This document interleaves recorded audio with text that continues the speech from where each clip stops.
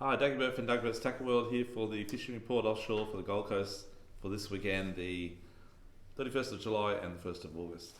Okay, I just checked the weather, guys, and it's now 4:30, and the new forecast just come through.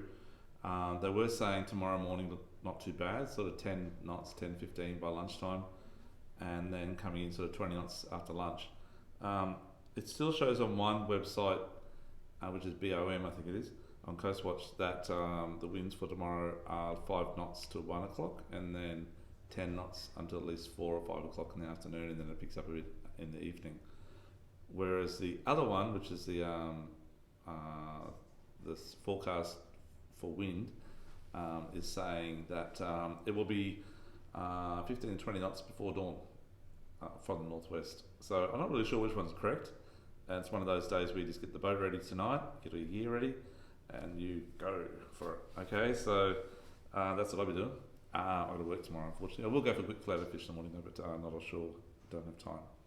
So if you are going to go, get your gear ready. Based on the second forecast, which is the nice one. Oh, sorry, the first one, which is 5 knots most of the day until 1 o'clock, 10 knots until 4 o'clock. I would be looking at maybe going out wide, jigging for kingies and amberjack. I'd be using something like this type of fella here for the kingies and amberjacks that are out on the 50 fathoms at the moment. There are lots of them. They're good sized fish as well.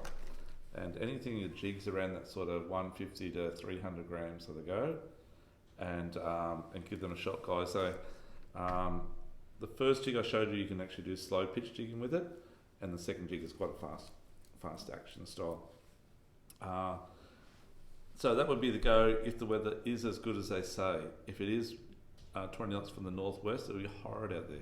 So it depends on how it looks in the morning, I think. Simple as that. The other thing that's been happening this last week, we've had a bit good weather on Monday and Tuesday this week, just gone, and a few of the guys went out deep dropping with all this sort of this type of thing here, if you can see it, deep drop rigs, and catching flame snapper, some really good blue eye, and bass gropers and bar cods and other mixed reef fish. This time of the year is the time of the year that we bottom fish in the deep. The current is still running a little bit. It's around about 2 knots at the moment, but that's fishable. In summer it gets up to over 4 knots, and it's really hard to fish in that sort of conditions. But we're talking sort of 200 metres to 600 metres at the moment, depth-wise. Obviously need electrics. We carry a full range of all the rigging gear for this sort of stuff, all the rigs, and we also carry a massive range of electric reels and rods as well, fully stocked. If you want to get into the electric reel scene, which you can do for the next 3 weeks while the snapper closure's currently on, or 2.5 weeks. The other thing to do at the moment would be chase stewies. If you've got a smaller boat and the conditions are okay in the morning or this evening, you want to get there quick to get your bait though, you've got to get live bait.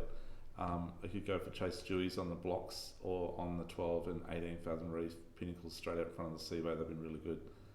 Chance of getting a cobra as well. Unfortunately, you may get a big snapper, but you have to release it, and release it correctly, please, if you do get one. The closure is still on snapper and pearl perch until the 16th of August, just to let you know that. Apart from that, not much else happening offshore. Actually, a couple of guys got a couple of wahoo up at the 7th Reef off Point Lookout this week, which is highly unusual at this time of the year, but it does happen. And obviously, you get Spanish mackerel some of the year too, but unusual, but it does happen.